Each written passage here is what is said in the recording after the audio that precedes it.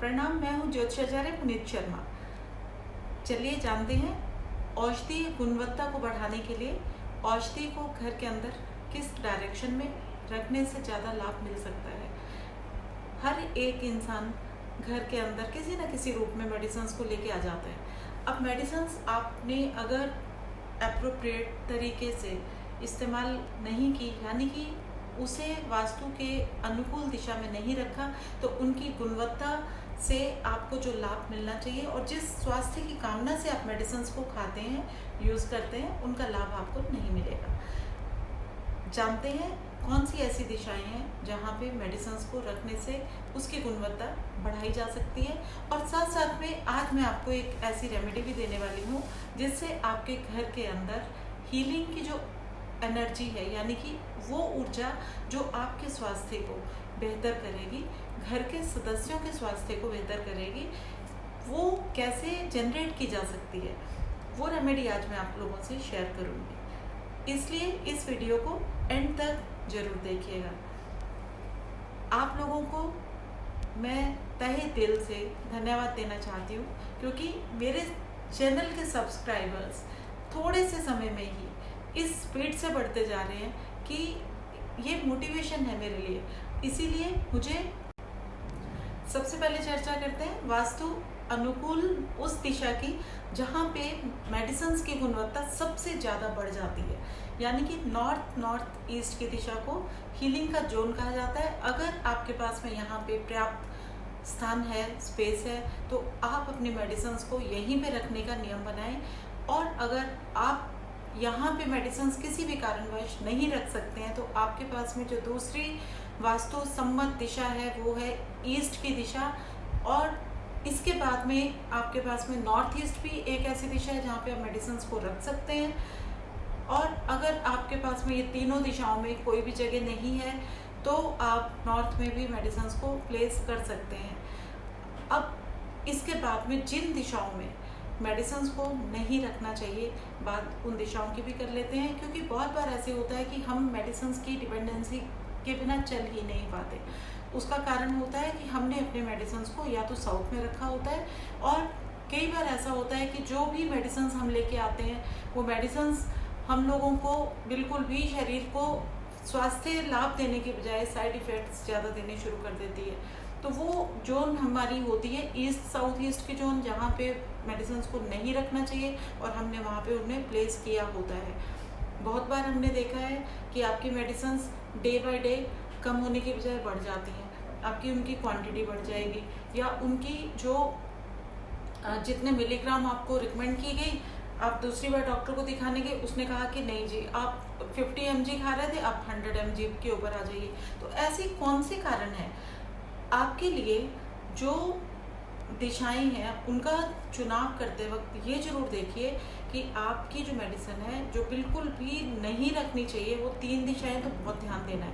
एक है east south east की दिशा, दूसरी है साउथ की दिशा, और तीसरी जो दिशा है जिसमें कि बिल्कुल ही मेडिसिन को नहीं रखना चाहिए वो है साउथ वेस्ट की दिशा, डिस्पोजल जोन है।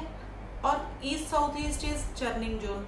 इन 2 दिशाओं में तो मेडिसिन बिल्कुल ज़ीरो हो जाती हैं, यानी कि आपको स्वास्थ्य लाभ तो नहीं मिलेगा, लेकिन आपकी डिपेंडेंसी भी हो जाएगी। मेडिसिन बल्क में आप खानी भी शुरू कर लोगे, आ भी जाएंगी आपके घर में, लेकिन आपको स्वास्थ्य लाभ नहीं मिलेगा।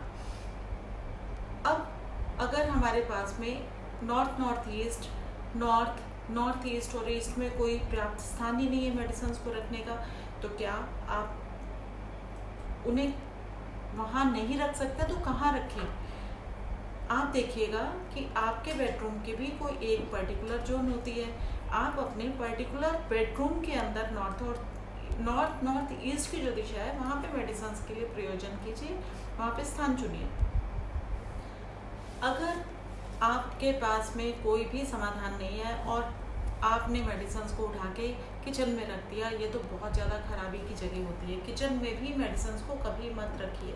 किचन में रखी हुई मेडिसिन को जब आप रखना और खाना शुरू करते हैं, तो आप उसे भोजन की तरह ही देखेंगे कि दिन दूनी रात चौगनी तरक्की करती जाएंगी, यानी कि डाइट कम और मेडिसिन ज़्यादा हो जाएंगी। तो आप किचन में मेडिसिन को कभी मत रखिए। बहुत बार मैंने ये देखा है कि हम वास्तु के अनुरूप कोई भी नियम फॉलो करना नहीं चाहते हैं। तो आपके घर के अंदर एक मैं मंत्र दे रही हूँ, एक मैं ऐसी समाधान बता रही हूँ जो आपको स्वास्थ्य लाभ भी देगा और आपके घर के अंदर की जो स्वास्थ्य की ऊर्जा है, यानी कि हीलिंग की जो एनर्जी है, उसको वो एक्टिवेट कर देगा। उसके लिए रेमेडी बहुत सिंपल है। चंद्रमा यानी कि मून, इसका रिलेशन होता है वाटर के साथ, और वाटर में पावर होती है हीलिंग की, क्योंकि वाटर में अपनी एक मेमोरी होती है। नॉर्थ ईस्ट की दिशा में नेचुरल जोनल एनर्जी होती है हीलिंग की। तो हम अगर 5 फीट नॉर्थ ईस्ट में 5 फीट की दूरी तक कहीं पे भी चांदी के गिलास में, क्योंकि चांदी भी चंद्रमा को रिप्रेजेंट करती है, चांदी के गिलास में या चांदी के जग में अगर हम जल रखते हैं भर के, और उस जल को नियमित तौर पे घर के हर सदस्य को पिलाते भी हैं और घर के अंदर उसका छिड़काव भी करते हैं, तो घर के अंदर अच्छे स्वास्थ्य का आप एक तरह से संचार कर देंगे। स्वास्थ्य की ऊर्जा का आप वहाँ पे हीलिंग टच का अपने घर के अंदर आप उसको जागृत कर देंगे।